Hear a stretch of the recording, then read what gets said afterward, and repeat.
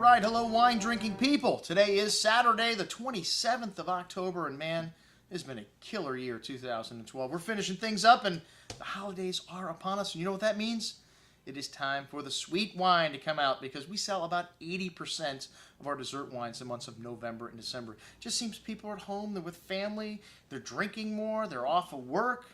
That helps with the drinking more. You don't have to get up and go to work the next day. And high octane juice like ports, people don't seem to drink a lot of these most of the year, and you know, we come around to the holidays and man, they just start flying off the shelves. So you know, we've made this an annual event, our vintage port tasting. The last 2 or 3 years I think we've been doing this now, going all the way back to 1948. And vintage port, for those of you that don't know much about port and dessert wines, there's a couple ways you can make sweet wine. One of them is by adding alcohol to the wine. What that does is it stops the sugar from fermenting out into alcohol. Once the alcohol gets to a certain level, it kills off the yeast. They can no longer gobble up the sugar. You have residual sugar. In the case of Porto, these wines are about 20% alcohol, so we call them very effective wines. And well, we have 7 wines on the table tonight, and you know, usually we get 10 or 15 people, so it's a good half bottle of port per person. This is a great event to come to if you have a good constitution.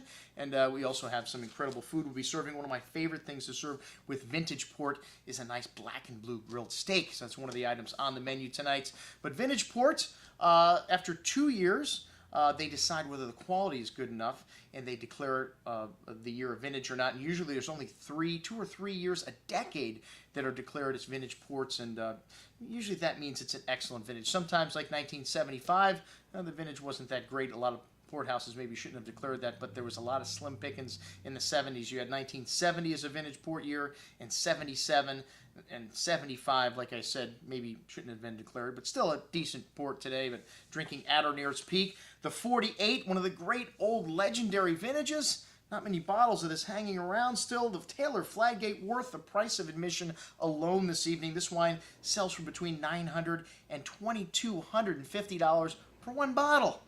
This event, that and 6 other wines, $195 with dinner, an incredible deal. And like I said, we still get usually a small turnout for these port events. So one of my favorite things to say, the less people, the more we have to drink. So the best time to come to one of our events. The Madeira tasting we have in a couple weeks, the same thing. We've got Madeiras going back to 1802, an incredible event, an event that we do because I love Madeira, and I want to drink these great wines before they're gone from this earth, just like these vintage ports. The 55 vintage, another vintage that's very hard to find in the marketplace today. We have got the Martinez, a fabulous wine. 63, another great old vintage that is really drying up and becoming very expensive.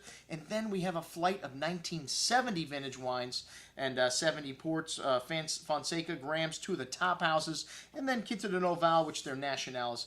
You know, a cult status for a port. This is not the national, just the regular, and then the COCKBURNs. Some people call it COCKBURNs, but the COCKBURNs, one of the 2nd or 3rd tier houses. But we've got a ton of great vintage port in the store, so we are going to include those on the offering, and things in addition to vintage port like colheitas. Colheitas are a vintage tawny, so pretty much they're kept in wood their whole life. The tawny ports have got an amber tawny color, that's the name, and they can be kept open for that reason for much longer than your vintage ports. Vintage ports only kept in wood, as I mentioned, for 2 years, and then bottled, so they age them in the bottle, whereas they age the tawnies in the cask. So all vintage ports this evening. Check it out. Everything we're going to be drinking on the 9th of November. I'm your host, Andrew Lampasone, signing off for the Wine Watch, saying remember, always drink the good stuff.